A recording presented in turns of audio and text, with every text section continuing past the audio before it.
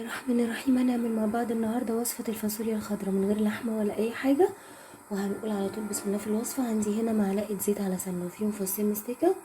هنزل ببصلة كده مبشورة خشن شوية وعليها رشة فلفل اسود، هسيبهم يتشوحوا مع بعض.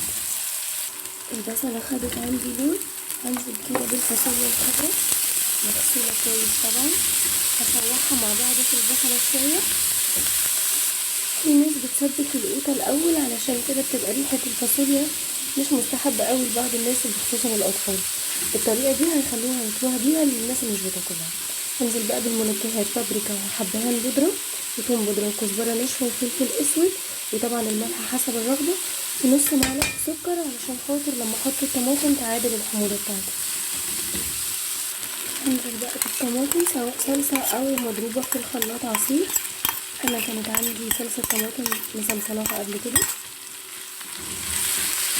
سيبها كده تاخد تقليبة واحدة.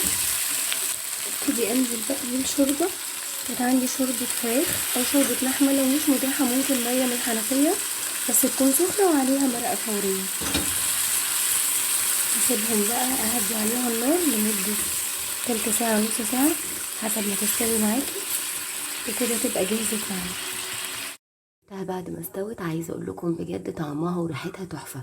للي مش بيحبها بكررها تاني، لو جربتوها بالطريقه دي هتاكلوها وهتدمنوها على طول، لان ما فيهاش اي ريحه مش مستحبه، عشان انا عارفه ان في ناس بتتضايق من ريحه الفاصوليا بالذات. هي مفيده جدا لانها كلها الياف.